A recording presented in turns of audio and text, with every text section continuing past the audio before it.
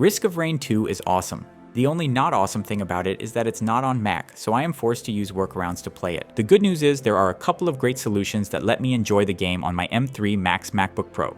And in the next few minutes, I want to talk about them. If at any point you find yourself overwhelmed with all the information, there is a link to our site in the description where you will find a very structured article on how to play the game. But before you choose which one you want, you'll have to buy the game. To help you, we'll leave links in the description to where you can purchase it, and we'll also add links to discounts when such are available. Now, let's get to the ways to play it.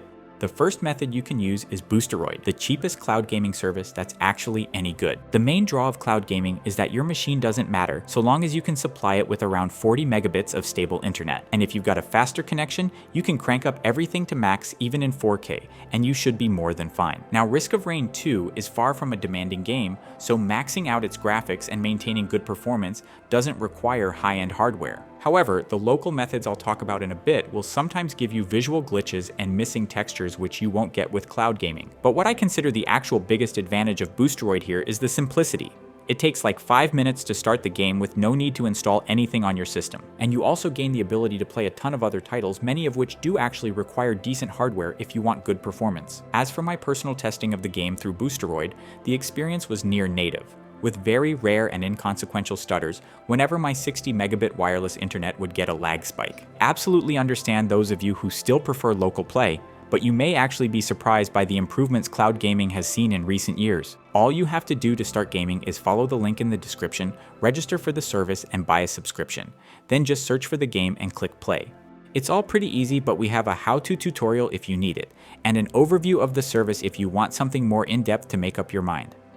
Crossover is the go-to method in 2025 if you want to use your Mac's hardware. It will give you the ability to play anywhere you want without internet limitations, and scales better with newer Macs. But you're not going to get anywhere near the graphical fidelity or performance you'll have with cloud solutions. As I mentioned before, this is an undemanding game, so even an M1 MacBook Air with 8 gigs can run it no problem. Yes, you may not get the same FPS count as with Boosteroid, but the game will absolutely be playable. The actual downside here is the potential for graphical glitches that I hinted at earlier. Some users complain that the character models aren't visible, and pretty much everyone says that the health bars for most enemies aren't showing. Both of these are fixable, but require extra work, so it's something to keep in mind. And despite this, Crossover is still very much a valid solution preferred by many, and I too can recommend it. Also, with this method, you can use mods for single-player games, and there's a 14-day free trial. To use Crossover, click the link in the description, enter your email, and download the app. Then, after you install Crossover, you must click the Try Now option for the 14-day trial.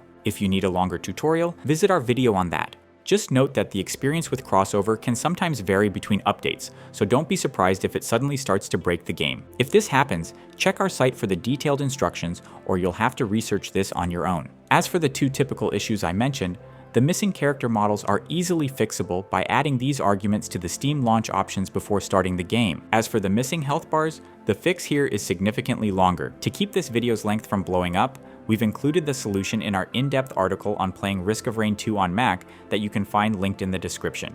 Sikarugir is currently the most popular replacement for Whisky since the latter got discontinued by its developer. Think of it as a DIY version of Crossover. It's free, but it's not as reliable or user-friendly. I personally prefer Crossover, but if you are on a tight budget, you can give Sikarugir a go. As for the setup, you first need to install Homebrew, then Sikarugir itself, then Steam, and then the actual game. The process takes a bit more time compared to the other methods here, and so is beyond the scope of this video. For detailed guidance on how to set up Sikarugir, just click the respective video in the description and it will show you exactly what to do.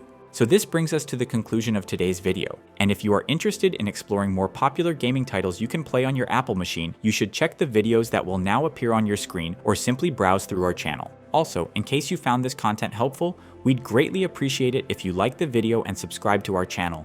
Take care and see you in the next one.